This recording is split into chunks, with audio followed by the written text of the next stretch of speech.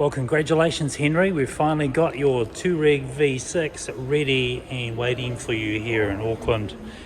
As you requested, we've blacked out the grille. Alloys are done right through to the side trims. And it has come out really well. I'm really happy for you, mate. As I said to you, we would do the black logo on the back there. I think it sort of matches everything up. If it was chrome, it would take a little bit away from it, but those alloys in black, and then of course that side trim. Tinted the windows as you requested, 35 on the fronts, and of course now you're looking at a very unique and top of the line V6. Now I'm going to take you through a few aspects of the car. 5-year warranty, 5-year roadside assist. It's going to come with 2 keys. The remote control obviously locks and unlocks the car, and then you can pop the boot. If you ever do get into trouble, the 0800 number is right there. So it's got access to the car, so proximity. See if there's little indents in the doors here, front and rear. If I touch it, once I've got the keys on me, it'll lock the car. And you see the mirrors fold up. Unlock it. I need to stick my hands on the inside of the doors, and as I pull, it will unlock it. The mirrors will come down, as you can see there, and of course flash all the way through. Right, let's have a look inside here. First things first, let's have a look at the fuel. Now it is a diesel, and you will be putting AdBlue in here on the odd occasion. That'll come up on the dash and it'll let you know what's going to happen next. It'll give you a bit of a warning, around 2,000 Ks ahead of time. All right, let's pop the boot. A couple of things about the boot is that there is an ability to actually use the sensor, tap it and walk away, and then it starts a little alarm, and then it'll let you know that it's coming down anytime soon. So you actually hit that and it'll automatically close. Here's a for instance. My wife, she had her brand new car, goes to work, and this opened up way too high and ended up putting 3 or 4 dents in the top of the car, which I didn't like. So we've just altered that, and the way to do that is if I want to change the height, say in your garage, I move it to a location which I'm happy. So I've just altered that, pulled it down, and for me to get a recognition of that, I hold that button down, it'll bleep, and now it will only go as high as that. So I'll do it again, it'll just stop at that spot. Now if I want to change it, all I do is push it all the way up, and again I'm looking for that recognition, it'll bleep, and then you're all set. Inside the back here you'll find a 12-volt charger. You'll also find the rear seat release. This comes down as I close the door. Underneath the tray is the spare wheel, or a spare wheel. It's of a slightly smaller size to the car, but it'll get you to the next location. Otherwise use your 0800 number for roadside assist, but there's a jack in there if you need it, a pulling hook, and of course the wheel. So plenty of room in the back there. We've got little areas here where you can actually tie down if you need to. For the back seat you've got your Isofix or your seat restraint anchors back to there. We'll close that and we'll start walking around the rest of the car. Right, as we go into the back seats here, you'll see firstly this can actually release the rear seat just by pulling that forward, and now that's ahead of us, so we've got a little bit more room. You might need that though when you just go in there and you run the little Isofix for the kiddie seat. All right, pull these little caps out, right, and these caps will be sitting around, and then you just put your Isofix into that there. All right, now the seats will recline back, so all you do is pull that side handle again and then push the seats back.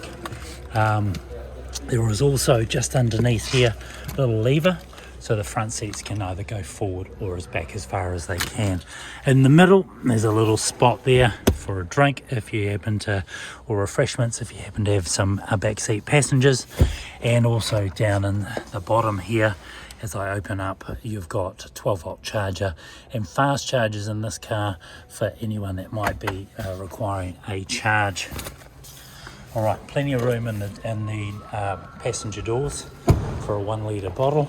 And then of course, as we start going into the front of the car, I've put your manual inside the door here, so that's there. It's got ambient lighting through the car all the way through, so you'll see that.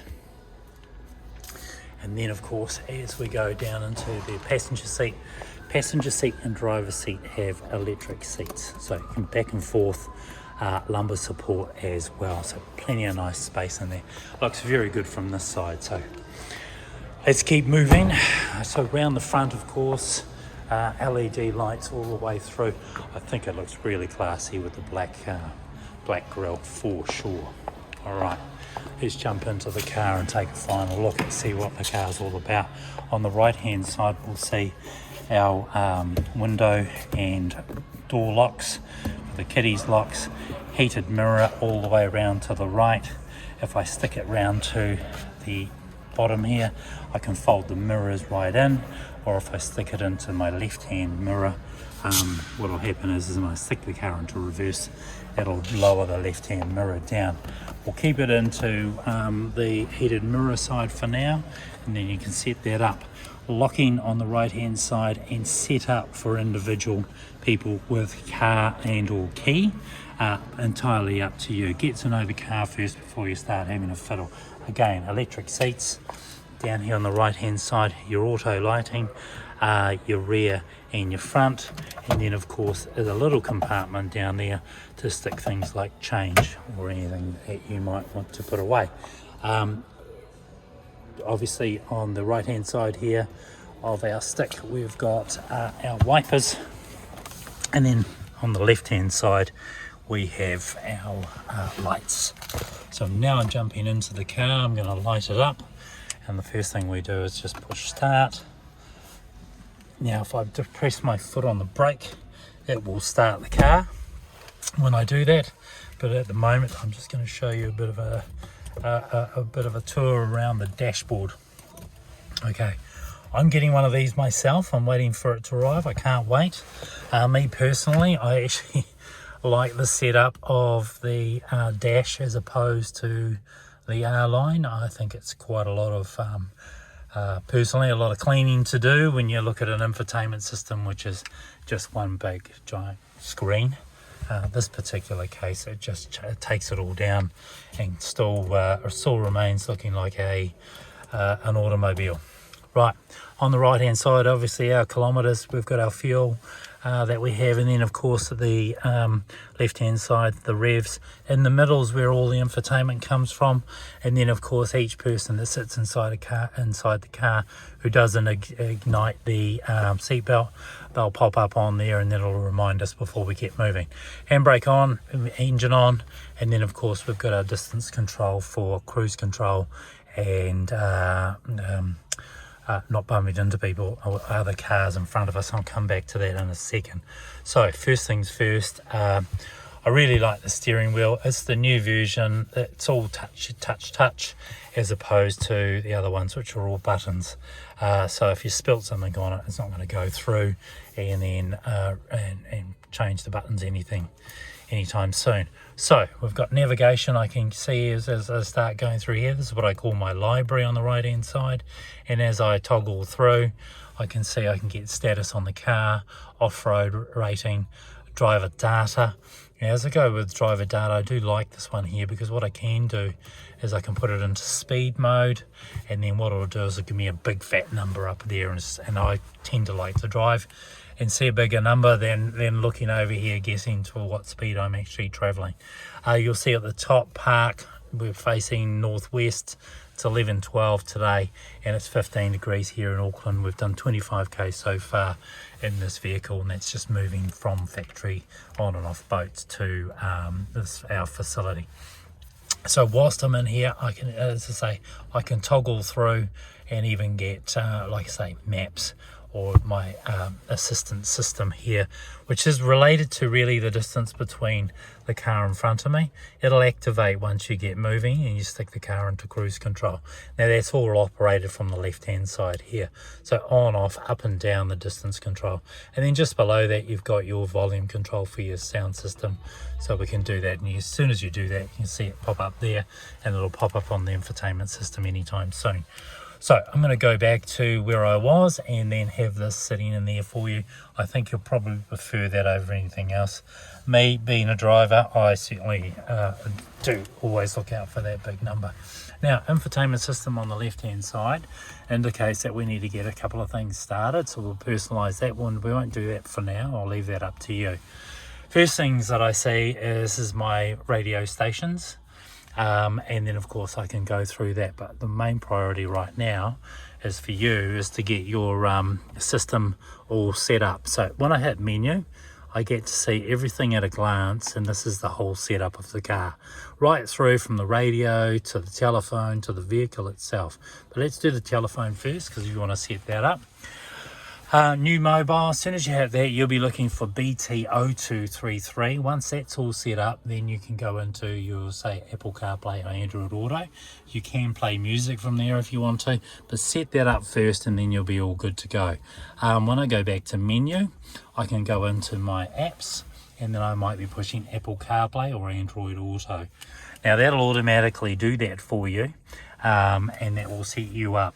Now there's a plug option down here just inside the well, it's not really an ashtray area, storage area, but there's also a if depending on the case that you have on your phone, it will wirelessly charge as well. So all that connectivity now is all wireless, and that will set you up, and you'll much more have a much more enjoyable transition into the communication side of the vehicle.